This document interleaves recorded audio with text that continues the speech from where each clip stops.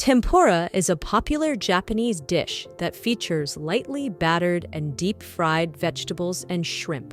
Known for its crispy and light texture, tempura is often served as a delightful appetizer or as part of a larger meal. Here I will show you how to make vegetable tempura and shrimp tempura, as well as how to use shrimp tempura in sushi, all iconic dishes of Japan, beloved the world over. Let's get started by going over some of our key ingredients. Kombu, or dried kelp, soy sauce, green onions, shiso leaves, dried shiitake mushrooms, lotus root, nori, or seaweed sheets, and sushi rice. First, we'll need to make dashi, which is essentially a Japanese stock that has been a staple ingredient in Japanese cuisine for centuries and is the base of the dipping sauce for our tempura. Two ingredients are the backbone of dashi: kombu, or kelp, and dried bonito flakes. Kombu, or kelp, provides natural MSG and umami flavor. Bonito flakes are tissue paper-thin shavings from dried, fermented, and smoked fish with an intense umami flavor. For a vegetarian dashi, you can replace the bonito flakes with dried shiitake mushrooms and scallions. Here I've made a vegetarian dashi. Once you've made your dashi, then you're ready to make your tempura dipping sauce, also known as tentsuyu. Tentsuyu is always made from dashi broth, mirin, and soy sauce, and is the perfect complement for light and crunchy tempura without being overpowering. Let's get started. Combine some finely grated ginger, finely grated daikon. This mild root vegetable has a slightly sweet flavor with a crisp and juicy texture. It can be less peppery and pungent than other varieties of radish, making it versatile across Asian cuisine. Some soy sauce, mirin, and our vegetarian dashi. Mix together and set aside. Now we're ready to make our shrimp tempura sushi. First, let's prepare the sushi rice. Place short grain rice in a large bowl filled with cool water. Gently stir the rice and drain. As you can see, the water becomes very cloudy from the starches. Repeat this process until the water remains clear. Cover the rice with cool water and soak for 1 hour. Afterwards, drain well. Here is some sushi rice that has been steamed for about 20 minutes, then removed from heat and allowed to rest at room temperature for 10 minutes covered. Transfer the rice to a traditional Japanese wooden rice bowl called a hangiri, or a lined sheet tray, and allow it to cool and air dry for another 30 minutes. Fan the rice to speed up the cooling process and wick away moisture to prevent mushy rice. You can use a traditional handheld fan, or an electric fan works fine too.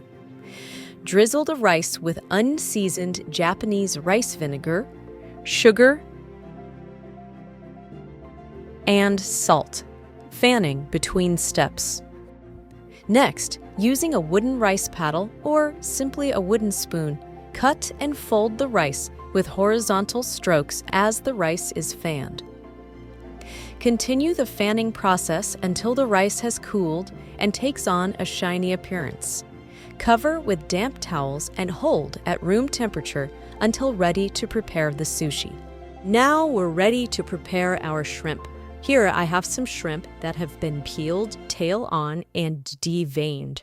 Score the shrimp in both directions, making shallow slits across the belly and back in an X pattern to break down the muscle. Then, using the back of the knife, tap across the length to further break down the muscles, being careful not to tear the shrimp apart. Cutting the shrimp like this before cooking will prevent them from curling up.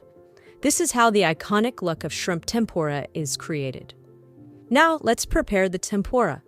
For the batter, combine flour, cornstarch, and baking powder into a bowl. The combination of cornstarch with flour helps to lighten the texture. The addition of baking powder, once the sparkling water is added, even further adds to the light, crisp texture. In a separate mixing bowl, lightly beat some eggs, then pour in sparkling water, and give this a few strokes with the whisk. Add the dry mixture all at once. Stroke a few times just until ingredients are loosely combined. The mixture should be the consistency of a thin crepe batter. Mix the batter with the least amount of movement. It's important not to overmix. The batter should be very lumpy. If you overmix, the batter will be sticky and the coating will turn out oily and heavy. Here I have some carrots, green beans, shiitake mushrooms, onions, sweet potatoes, and lotus root. I have heated some frying oil to 375 degrees Fahrenheit.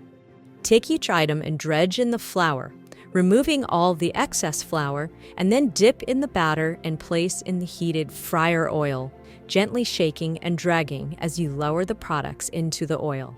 Repeat for every item. The appeal of tempura lies in its delicate and crisp texture, the contrast between the tender interior and crunchy exterior, and the combination of flavors from the seafood and various vegetables.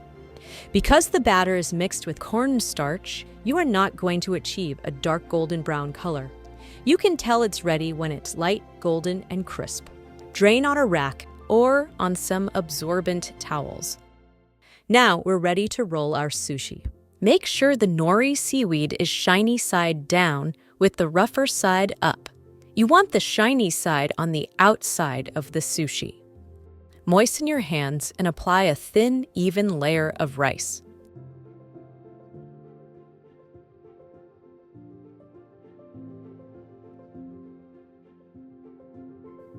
Lay the shrimp tempura down the center of the rice. Here is some avocado, daikon sprouts, and julienne cucumbers. Add this to the shrimp tempura. Using a bamboo rolling mat, use your fingers to gently tuck the nori edges over the rice and fillings at the beginning of the roll. Apply even pressure with the bamboo mat while rolling, ensuring a tight roll. To seal it, you can use water or a few grains of rice that are mashed.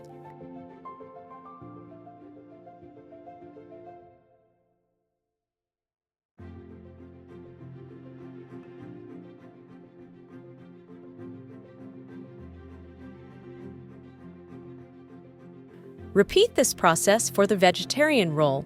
Here, I am including tempura green beans, cucumber, and radish sprouts. Roll tightly.